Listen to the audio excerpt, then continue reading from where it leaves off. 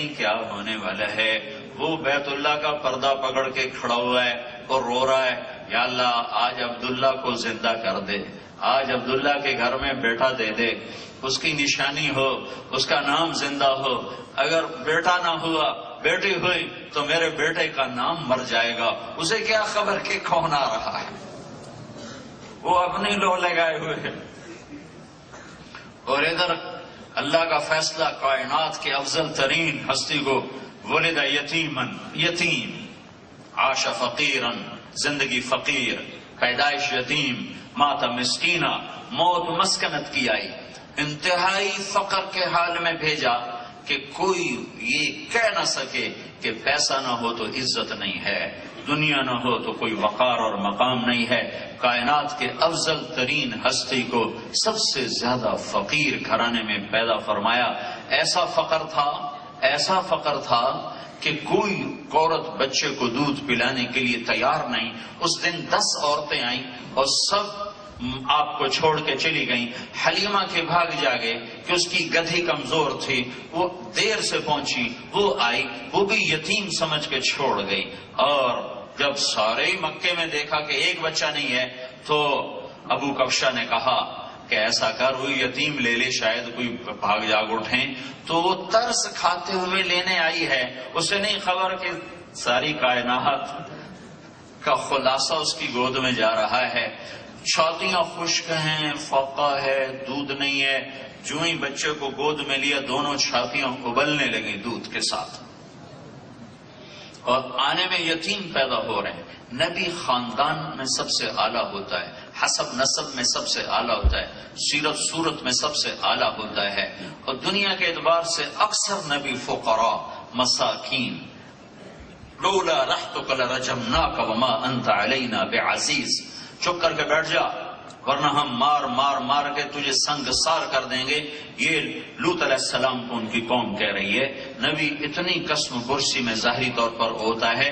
جنت کی چابی میرے نبی کے ہاتھ میں ہے، اللہ کا جھنڈا میرے نبی کے ہاتھ میں ہے، مقام محمود میرے نبی کے لیے طے ہے، اور سب سے پہلے جنت کا داخلہ آپ کی طفیل ہے، سب سے پہلے شفاعت آپ کی طفیل ہے، سب سے پہلے آپ قبر سے نکلنے والے ہیں، سب سے پہلے آپ شفاعت فرمانے والے ہیں۔ لیکن پیدائش ایسی ہے کہ کوئی عورت لینے کے لیے تیار نہیں ہے، لیکن ساری کائنات میں ہلچل مچی ہوئی ہے۔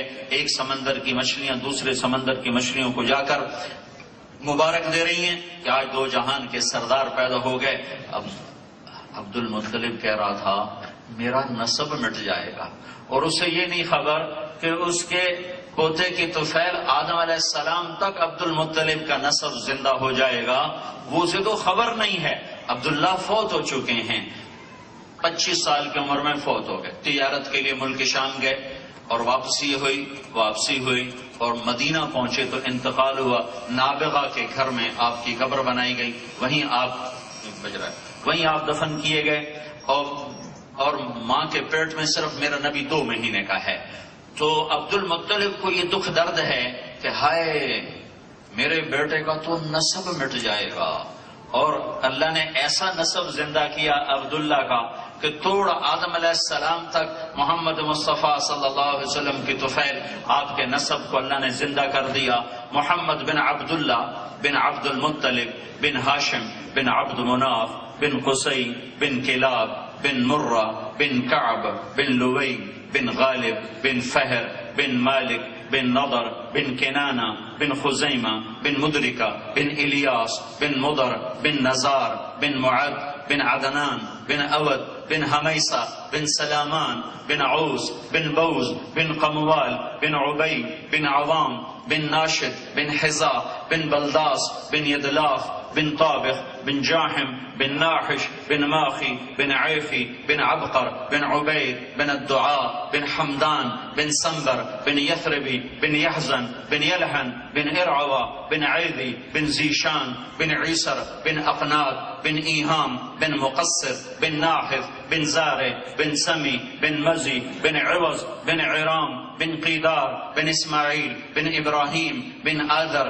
بن ناحور بن سروج بن رعوب بن فائج بن عابر بن ارفخشاد بن سام بن نوح بن لامک بن متوشالہ بن ادریس بن یرد بن ملہلئیل بن قینان بن آنوش بن شیس اور بن آدم علیہ السلام۔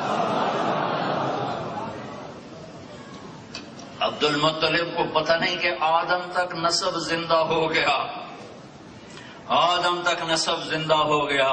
یہ وہ ہستی ہے کہ اس کی طفیل آدم تک سلسلے زندہ رہیں گے۔ ولد یتیمن، یتیم پیدا ہو رہے ہیں۔ 6 سال کی عمر، میں قربان جاؤں، ہم تو اپنے محبوب کو کیا کیا لاڑ لڑواتے ہیں، اور میں اللہ پہ قربان جاؤں 6 سال میرے نبی کی عمر ہے۔ تو حضرت آمنہ نے، سیدہ آمنہ نے عرض کی اپنے سسر سے کہ میں نے اپنے خامد کی قبر کی زیارت ہی نہیں کی، میں وہاں جانا چاہتی ہوں، قبر پہ حاضری دینا چاہتی ہوں۔ تو عبد المطلب نے اجازت دے دی۔ 3 افراد کا قافلہ ام ایمن آپ کے والد کی خادمہ باندھی اور والدہ ماجدہ اور حضرت محمد صلی اللہ علیہ وسلم مدینہ پہنچے۔ جب پہلی قبر پہ حاضری ہوئی ہوگی تو کیا بات ہوئی بھی ماں بیٹے میں، وہ مجھے کسی کتاب میں ملی نہیں، لیکن خیال ضرور آتا ہے کہ وہاں اللہ کے نبی نے کیا پوچھا ہوگا اپنی ماں سے، اور ماں نے کیا کہا ہوگا، اور ماں بیٹے کے وہاں کیا جذبات ہوں گے۔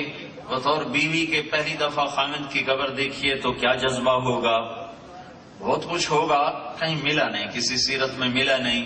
خیال آتا ہے کہ معصوم 6 برس کے بچے نے اپنی اماں سے کیا کہا ہوگا، یہ میرے ابا کی قبر ہے، میرے ابا کہاں ہیں۔ 1 مہینہ وہاں رہے، وہاں آپ نے تیرنا سیکھا وادی عقیق میں۔ مہینے کے بعد واپسی ہو رہی ہے، اور ابوا کے مقام پر جب یہ مدینے سے قافلے چلتے تھے تو پہلا مقام آتا تھا ملل، پھر روحا، پھر افایا، پھر عرج، پھر ابوا، پھر عصفان، پھر مرہ ظہران، اور پھر مکہ۔ یہ راستہ تھا 7 راتوں کا۔ تو یہ چھوٹا سا قافلہ جب 5ویں رات ابوا کے قریب پہنچا ہے تو اچانک حضرت آمنہ پر موت کا عوار ہوا۔ بیمار کوئی نہیں، 25 سال کی عمر، صرف 25 سال کی عمر، ایک ہی بچہ ہے، اور محمد مصطفیٰ صلی اللہ علیہ وسلم کے لیے ماں بھی ماں ہے، باپ بھی ماں ہے، بہن بھی ماں ہے، بھائی بھی ماں ہے، کوئی اور ہے جو نہیں۔ تو ساری توجہات کا مرکز اور محور صرف ماں ہے۔